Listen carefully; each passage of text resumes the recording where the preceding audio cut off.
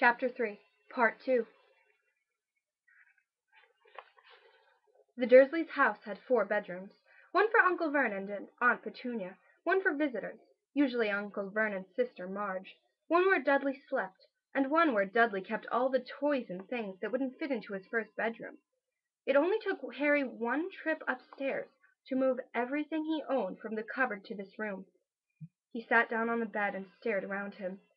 Nearly everything in here was broken. The month-old video camera was lying on top of a small, working tank Dudley had once driven over the next-door neighbor's dog.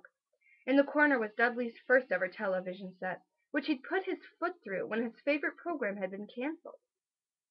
There was a large bird cage, which had once held a parrot that Dudley had swapped at school for a real air rifle, which was up on the shelf with the end all bent because Dudley had sat on it. Other shelves were full of books. They were the only things in the room that looked as though they'd never been touched. From downstairs came the sound of Dudley bawling at his mother. "I don't want him in there! I need that room! Make him get out!" Harry sighed and stretched out on the bed. Yesterday he'd have given anything to be up here. Today he'd rather be back in his cupboard with that letter than up here without it. Next morning at breakfast, everyone was rather quiet. Dudley was in shock. He'd screamed, whacked his father with his smelting stick, been sick on purpose, kicked his mother, and thrown his tortoise through the greenhouse roof, and he still didn't have his room back. Harry was thinking about this time yesterday, and bitterly wishing he'd opened the letter in the hall. Uncle Vernon and Aunt Petunia kept looking at each other darkly. When the mail arrived, Uncle Vernon, who seemed to be trying to be nice to Harry, made Dudley go and get it. They heard him banging things with his smelting stick all the way down the hall. Then he shouted, "There's another one! Mr. H. Potter, the smallest bedroom, 4 Privet Drive." With a strangled cry, Uncle Vernon leapt from his seat and ran down the hall, Harry right behind him. Uncle Vernon had to wrestle Dudley to the ground to get the letter from him, which was made difficult by the fact that Harry had grabbed Uncle Vernon around the neck from behind.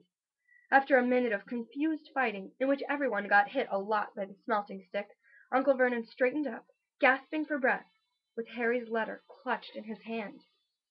"Go to your cupboard! I mean your bedroom!" he wheezed at Harry. "Dudley, go! Just go!"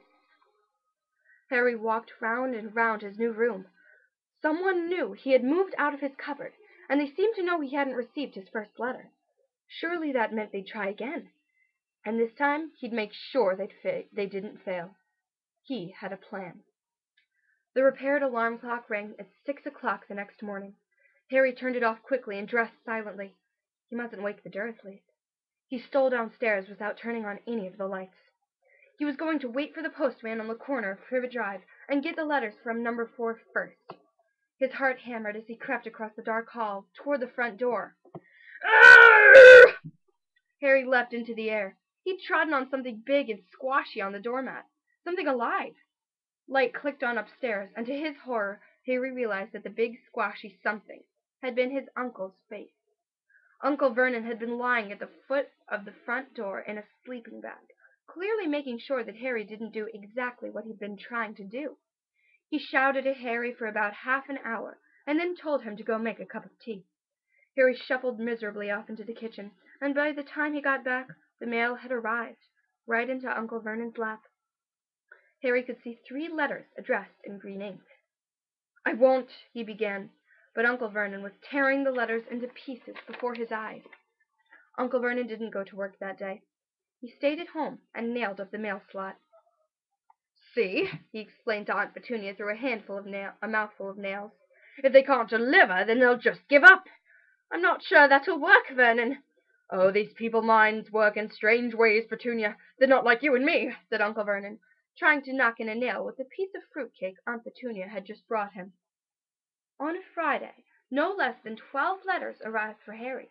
As they couldn't go through the mail slot, they had been pushed under the door, slotted through the sides, and a few even forced through the small window in the downstairs bathroom. Uncle Vernon stayed at home again.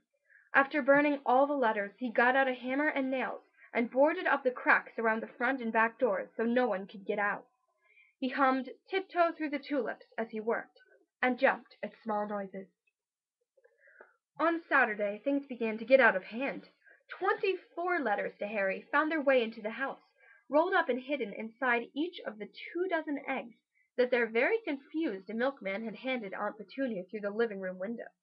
While Uncle Vernon made furious telephone calls to the post office and the dairy, trying to find someone to complain to, Aunt Petunia shredded the letters in her food processor. "Who on earth wants to talk to you this badly?" Dudley asked Harry in amazement. On Sunday morning Uncle Vernon sat down at the breakfast table, looking tired and rather ill, but happy. "No post on Sundays," he reminded them cheerfully, as he spread marmalade on his newspapers. "No damn letters today!" Something came whizzing down the kitchen chimney as he spoke, and caught him sharply on the back of the head. Next moment 30 or 40 letters came pelting out of the fireplace like bullets. The Dursleys ducked, but Harry leapt into the air, trying to catch one. "Out! Out!" Uncle Vernon seized Harry around the waist and threw him into the hall. When Aunt Petunia and Dudley had run out with their arms over their faces, Uncle Vernon slammed the door shut. They could hear the letters still streaming into the room, bouncing off the walls and floor. "That does it!" said Uncle Vernon, trying to speak calmly, but pulling great tufts out of his mustache at the same time. "I want you all back here in 5 minutes, ready to leave. We're going away. Just pack some clothes. No arguments." He looked so dangerous, with half his mustache missing, that no one dared argue. 10 minutes later they had wrenched their way through the boarded-up doors and were in the car, speeding toward the highway. Dudley was sniffling in the back seat. His father had hit him round the head for holding them up while he tried to pick his television, VCR, and computer to go in his sports bag. They drove, and they drove. Even Aunt Petunia didn't dare ask where they were going. Every now and then Uncle Vernon would take a sharp turn and drive in the opposite direction for a while. "Shake 'em off! Shake 'em off!" he would mutter whenever he did this. They didn't stop to eat or drink all day. By nightfall Dudley was howling. He'd never had such a bad day in his life. He was hungry, he'd missed 5 television programs he'd wanted to see, and he'd never gone so long without blowing up an alien on his computer. Uncle Vernon stopped at last outside a gloomy-looking hotel on the outskirts of a big city. Dudley and Harry shared a room with twin beds and damp, musty sheets. Dudley snored, but Harry stayed awake, sitting on the window-sill, staring down at the lights of passing cars and wondering. They ate stale cornflakes and cold tinned tomatoes on toast for breakfast the next day. They had just finished when the owner of the hotel came over to their table. "'Scuse me, but is one of you Mr. H. Porter? Only I got about 100 of these at the front desk." He held up a letter so they could read the green ink address.